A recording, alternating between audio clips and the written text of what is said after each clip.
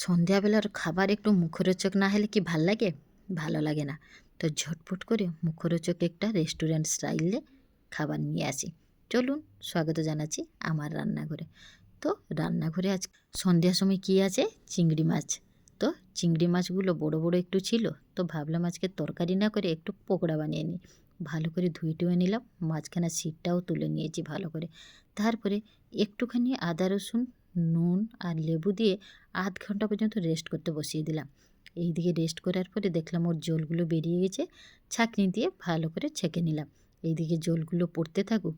একটা বাটি নিয়ে গেলাম, এটার কর্নফ্লোর 1 চামচ, 2 চামচ চালের গুঁড়ি দিয়ে দিলাম, ব্ল্যাক পেপার, নুন, হলুদ, লঙ্কার গুঁড়ি, গরম মশলা আর তিখা লাল লঙ্কার গুঁড়ি দিয়ে ভালো করে ম্যারিনেটেডটা একটা মাখিয়ে নিলাম। এটার একটু আদা রসুনের পেস্ট আর লেবুও দিয়েছি। আদা রসুন পেস্টটা ভুলে গেছি, পরে দিয়েছি। লেবুটা আগে দিয়ে ভালো করে মিশিয়ে নিয়েছি। এবার এর ভিতরে চিংড়ি মাছগুলো যে ছেঁকে রেখেছিলাম, জলগুলো ঝরিয়ে গেছে ভালো করে, ওর ভিতরে দিয়ে দিলাম। দিয়ে ভালো করে কিন্তু মেখে নিচ্ছি। জানেন, এই পকোড়াগুলো খেতে আমার তো খুবই ভাল লাগে। বাপের বাড়িতে থাকার সময় আমার বাবা সন্ধ্যা হলেই কিছু না কিছু বাইরে থেকে নিয়ে আসতো, আর আমরা 4 ভাই বোন সবাই মিলে খুব আনন্দতে খেতাম। এইদিকে ওর ভিতরে আর একটু আদা রসুন দিয়ে ভালো করে মেখে নিচ্ছি। দেখুন, আদা রসুনটা ভুলে গেছিলাম তো ওই জন্যে। এইদিকে 2টো ডিম নিয়ে ভালো করে ফেটিয়ে নিচ্ছি। বাবার কথা বলছিলাম না, বাবা একটু খুবই চটোরা, খুব খেতে ভালোবাসে বাইরের জিনিস, তেল মশলা। তো আমরাও হয়েছে ওই রকমই চটোরি, বাবার মতন বাচ্চারাও তো হয়। মা কিন্তু এত খেতে ভালোবাসতো, কিন্তু ডিমটাকে ভালো করে ফেটিয়ে নিয়েছি, পাউরুটির গুঁড়োগুলো এনে রেখে দিয়েছি।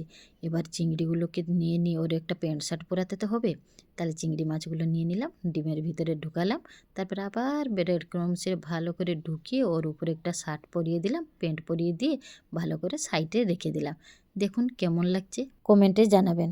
এবার চিংড়ি মাছগুলোকে প্যান্ট শার্ট পরিয়ে দিই, ভালো করে প্যান্ট শার্ট পরিয়ে দিয়ে রেডি করে রেখে দিই।